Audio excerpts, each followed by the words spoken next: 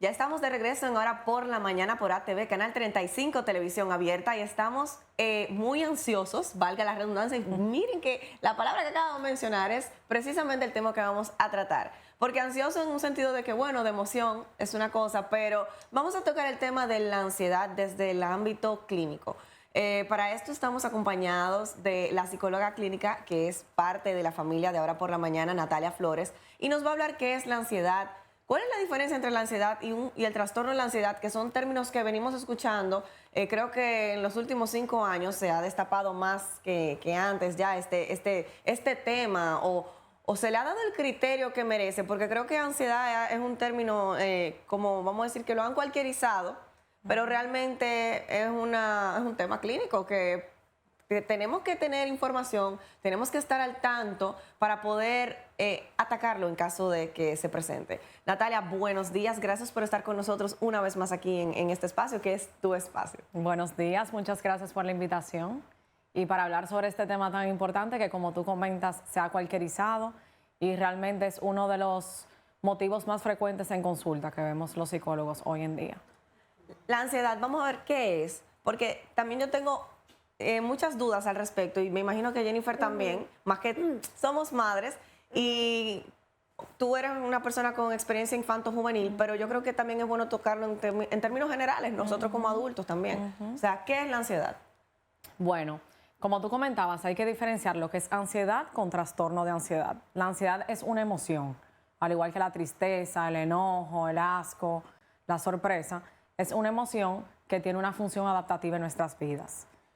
Nos protege o nos alerta cuando hay una situación de peligro. Por ejemplo, si estamos en la casa y llega un ladrón, nuestro cuerpo se alerta y sentimos ansiedad. O si, por ejemplo, vamos a pasar la calle y pasa un carro muy rápido, también se activa la ansiedad para protegernos de ese peligro. O sea, es algo momentáneo. Exactamente. Entonces, ya cuando la ansiedad se comienza a presentar en situaciones donde no hay peligro, donde aparece con mucha frecuencia o donde comienza a afectar las diversas áreas de la vida, como el sueño, la alimentación, las actividades gratificantes, el área laboral, ya ahí hay que prestarle atención. Y si estos síntomas permanecen con una frecuencia constante en la semana por 6 meses, ya se convierte en un trastorno de ansiedad generalizada. ¿Y cuáles serían, Natalia, entonces, ya teniendo una idea más clara y también ya desde la parte científica sobre qué es y cuál es la diferencia entre la ansiedad tal vez que sentimos de manera cotidiana, que incluso tal vez puede ser hasta saludable en cierto sentido, porque es parte intrínseco de ese baúl de emociones que todos traemos? Y la diferencia entonces entre ya un trastorno de ansiedad. ¿Cuáles serían, Natalia, esos síntomas? Esos síntomas que nos comunican que estamos padeciendo de ansiedad y sobre todo también, ¿qué son los pensamientos distorsionados o instructivos? Bueno, cuando hablamos de síntomas, siempre me gusta dividirlos en síntomas físicos, lo que sentimos en el cuerpo, síntomas cognitivos o mentales, que son los pensamientos, y síntomas emocionales. Los síntomas físicos, que posiblemente todas aquí lo hemos sentido, por ejemplo, cuando hay una presentación importante, bueno, ustedes tienen experiencia, pero para la mayoría de la población hay sudoración excesiva, mareo, dolor en la boca del estómago o reflujo, dolor de cabeza, náuseas, bruxismo, que cuando presionamos mucho los dientes y lo movemos de manera inconsciente, que por eso también llegan muchos pacientes de la parte de odontología. También muchas veces cuando nos tiembla el párpado, que no nos damos cuenta. Ese ojo tembloroso. Así mismo. Entonces, esos serían los síntomas físicos. Cuando hablamos de síntomas emocionales, sería esas emociones de nerviosismo, de agitación, ese sentimiento de estar hiperalerta porque me siento en peligro. Y también un síntoma muy importante, sobre todo en la niñez, es la irritabilidad. Porque obviamente cuando nos sentimos muy cargados, no nos podemos concentrar, no podemos hacer las cosas bien, y ahí viene también esta emoción de irritabilidad.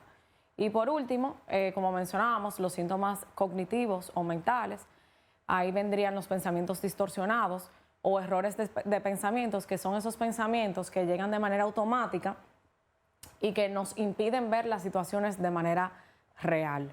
Por ejemplo, le voy a poner un ejemplo de un pensamiento distorsionado. una distorsión cognitiva. Sería lectura de la mente, como por ejemplo cuando llego a un espacio, y obviamente cuando uno llega a un espacio la gente se voltea y te mira, pero yo comienzo a interpretar dentro de mí, ay, que mi ropa está fea, ay, que ando mal arreglada.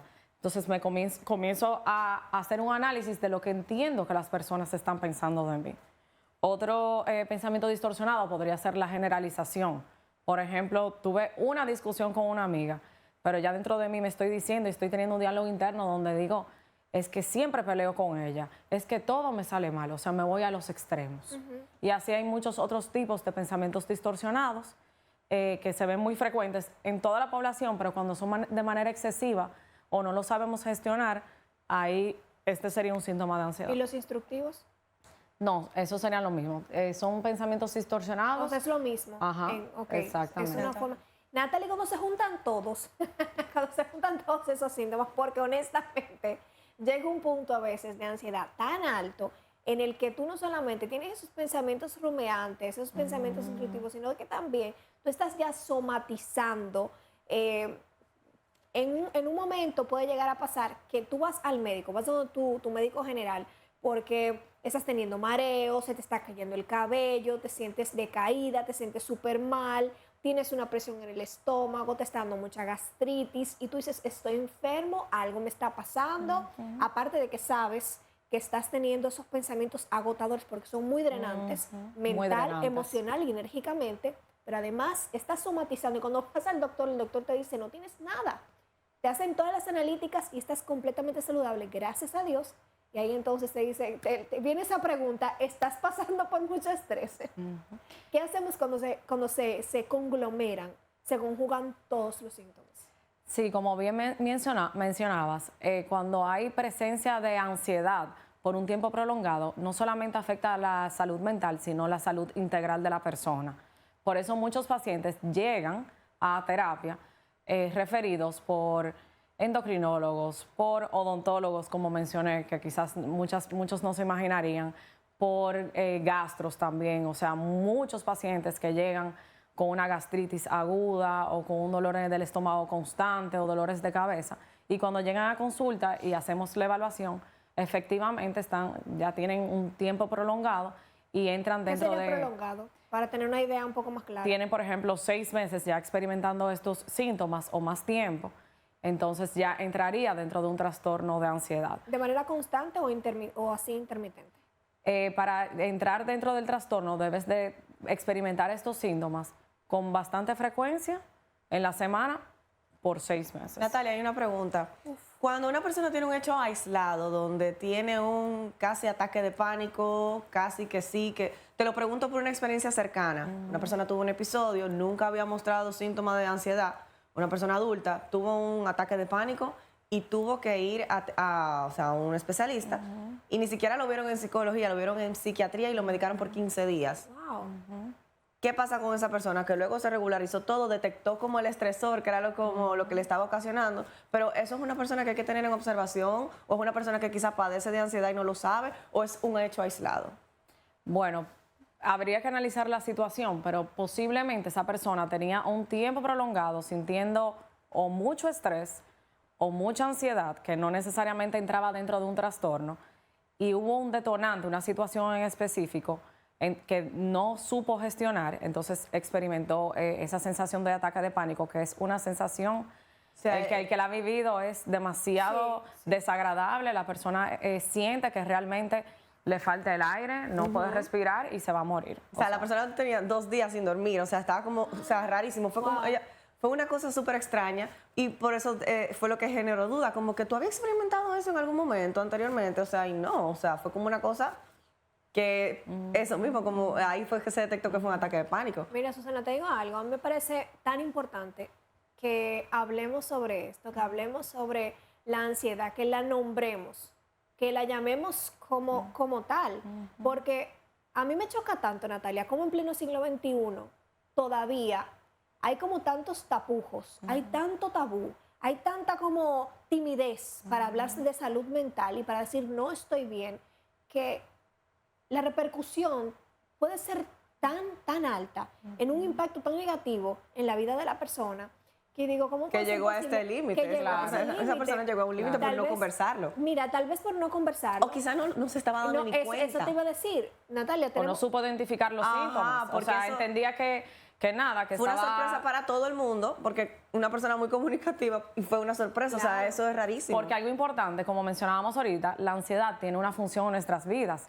Y, por ejemplo, hay personas que son ansiosas o sea, desde años, Naturaleza. por naturaleza, vamos a ponerlo así, y son sumamente funcionales, son los que trabajan más, son los que son los mejores papás o las mejores mamás, son los que cumplen con todos los roles, pero no sacan tiempo para sí mismos. Y viven siempre en el futuro, que eso es muy característico de la ansiedad. O sea, vivir frecuentemente con pensamientos futuristas. Es decir, estoy aquí en el programa, pero estoy analizando que ahorita tengo que hacer esto, que tengo que hacer una diligencia, pero en No el fin estás de semana... presente y consciente. Exactamente. Entonces, eso es parte del trabajo que se hace con el paciente, de traerlo al presente y también generar esas emociones que traigan calma, paz, para que el paciente también se pueda regular un poquito. partiendo de esas sugerencias, ¿cuáles otras tú entenderías que pudieran ser aceptables para aplicar en un tratamiento contra la ansiedad? O sea, ¿cómo se puede tratar la ansiedad? Bueno, ya lo más importante, lo primero es que la persona esté consciente de cuáles son los síntomas. Porque si no sé, primero el nombre, que es la ansiedad, si no sé cuáles son los síntomas, nunca lo voy a detectar. Entonces, ¿qué es lo que le pasa a muchas personas? Que viven al extremo, pero no acuden a terapia porque entienden que no están pasando nada significativo. Ya lo primero es psicoeducar al paciente, que es lo que hacemos en terapia, y luego se le brindan una serie de herramientas de mindfulness, de respiración, para que la persona viva más centrada en el presente, que hagan ejercicio. El ejercicio es sumamente importante para contrarrestar la ansiedad, porque la ansiedad nos da mucha energía, o sentimos que tenemos mucha energía, y el ejercicio la canaliza de una manera asertiva. Y también algo muy importante, que me acordé ahora que mencionabas que esa persona tenía 2 días sin dormir, hay que regular la rutina, porque muchas veces cuando hay sintomatología de ansiedad, la persona o está durmiendo de más, o está durmiendo de menos, está comiendo mucho más o comiendo menos, las actividades gratificantes no las disfruta igual, en los jóvenes se ve un bajo rendimiento académico porque no se pueden concentrar, en los niños se ve esa necesidad de apego constante con los padres, en los adultos es irritabilidad constante también, o no saco tiempo para mí o para mis seres queridos. Entonces, yo entiendo que es un trabajo que se hace ya a nivel terapéutico, y yo invito a todas las personas que necesiten de ese apoyo, que busquen esa ayuda, que dejen ese tabú, y que ya hoy en día eso se ha ido. Yo creo también que perdiendo. Natalie, que las personas entienden que cuando van a un psicólogo va a ser de por vida. Por ejemplo, una persona que padece de ansiedad, ¿estará sometida a consulta psicológica por largos periodos? ¿O es algo que, o sea, de por vida? Mira, no necesariamente. Y eso va, o sea, el tiempo que dure el paciente en terapia va a ser determinado por el paciente. Porque si el paciente también acude a terapia y no hace o no sigue o no lleva o no utiliza las herramientas que se le dan en terapia, entonces no va a haber una mejoría. Es como ir, ok, hablo, me expreso, que también ayuda a la persona a sentirse un poquito mejor, pero llego a mi casa y sigo con los mismos patrones de conducta o sigo con las mismas emociones porque no hago ningún cambio en mi día a día. Pero por lo general, personas con trastorno de ansiedad, dentro de 6 meses se comienza a ver una disminución grandísima de la sintomatología de ansiedad. O sea, que es algo que no hay que tener miedo de que, ay, padezco de ansiedad, como que la gente lo ve, no sé, si es que lo ve como una enfermedad, como que, bueno, ya me etiqueté de por vida. O sea, hay como una luz al final del túnel, es como descubrir cuáles son esas situaciones que te generan esa ansiedad, y va a haber un momento en el que tú vas a poder estar estable. Yo creo, Susana, agregando que es que la desinformación es terrible. Te crea mitos y te estanca, no te permite avanzar. ¿Y por qué hago este comentario? Porque hay mucha gente que piensa todavía, en la época en la que vivimos, que ir al psicólogo es un desperdicio de tiempo y de dinero. De dinero, sobre todo, porque cada quien sabe lo que tiene que hacer. la gente realmente se queja Si mucho cada por quien eso. supiera lo que tiene que hacer, lo hiciera. No me parece que sea una respuesta asertiva, o sea, para nada. O sea, de verdad, yo pienso que el ir al psicólogo, usted no tiene que esperar a tener un evento o una catarsis para ir al psicólogo. Y pienso, Natalia, que uno debería de, así como uno va a hacerse su profilaxis cada 6 Exactamente. Eso es meses, así. de así mismo tiene que destinar un fondo y un tiempo para ir a tener esa consulta, ese lineamiento y balanceo de su mente, de su estado de ánimo, hasta de introspección, tal vez en voz alta, con un especialista en la conducta humana que pueda apoyarte. Y ahorita estabas hablando sobre el tema de los niños y como parte de tu especialidad es infanto-juvenil, me llega esta curiosidad de manera personal. ¿Un niño puede presentar ansiedad? ¿Por qué pudiera presentar ansiedad? ¿Y cuáles serían los síntomas en los niños para uno, como padre, poder estar alerta? Claro que sí. Los niños también experimentan sintomatología de ansiedad y algunos llegan a tener un trastorno también. En consulta te puedo decir que la mayoría de los casos que llegan es porque están viviendo una situación a nivel familiar que obviamente está fuera del control de ellos, donde los padres están en conflicto constante, los padres se están separando o los padres son muy perfeccionistas y autoexigentes con ellos. Muchos de ellos también, ya esto se vería un poquito más en la adolescencia, el tema del bullying o no sentirse aceptados por su medio social también genera mucha ansiedad. Y los síntomas serían muy parecidos a los que mencioné anteriormente. Y sí se nota mucho también en la parte conductual, sobre todo con los niños, donde el niño está irritable, hace muchas rabietas, llora con frecuencia y muchas veces pasa desapercibido como que un niño malcriado, un niño que se porta mal. Pero Fue hay que ver una etapa en la que se encuentra el exactamente. crecimiento. Entonces hay que ver el trasfondo y analizar las diferentes áreas del niño, ya sea la escolar, la familiar, la personal, para ver qué le está generando estos niveles de ansiedad. Yo creo que es importante también destacar esas 3 áreas, que para mí es como es como un punto de partida para yo ver cómo están las áreas de la vida de mi hija, y es a nivel familiar, a nivel, en el colegio y su círculo. O sea, esos son como mis puntos de referencia y como luego no se comparte, pues lo quise comentar, Natalia, para despedirnos ya. ¿Cuáles serían esas causas? Las causas que pudieran detonar ansiedad en nosotros. Bueno, las causas serían exponerse o vivir ante situaciones muy estresantes con mucha frecuencia. Por ejemplo, si tengo mucha carga laboral, que se ve mucho en los adultos hoy en día, y siento que también lo quería mencionar anteriormente, se ha normalizado mucho. Aparte de que se ha normalizado, es una competencia. O sea, uno se mete en las redes sociales y ¿qué uno ve? La madre perfecta, el cuerpo perfecto, la persona que hace todo, la persona que trabaja mucho. O sea, se está vendiendo mucho eso hoy en día, pero no es una realidad, no es sostenible y hay que también buscar el punto medio. Otra de las causas sería el componente genético, que lo mencioné el día que conversamos de la depresión, observar si en la familia hay muchas personas muy nerviosas o muy ansiosas, y también estaría la parte de la personalidad y obviamente la parte de la química a nivel cerebral. Wow, Natalia, de verdad muchísimas gracias por este tema tan importante, porque es algo que yo siento que está latente en nuestra sociedad y creo que no hay mejor manera de aprovechar los medios de comunicación para tratar de tener una cuota donde uno pueda darle a la audiencia esa información de primera mano de un experto como tú. Gracias por venir. ¿Y dónde Muchas pudieran gracias. encontrarla, ¿Dónde Susana? podemos encontrarte en tus redes sociales para que puedan hacer quizá un acercamiento contigo? Me pueden buscar en Instagram, Natalia Flores, o SIC de psicóloga con P delante, .Natalia Flores. Pues muchísimas gracias, Natalia. Esta es tu casa, te esperamos pronto. Y a ustedes, Muchísimas gracias. no se muevan porque seguimos por la Super 7 y hasta aquí, ahora por la mañana. Nos vemos mañana. Que Dios les bendiga.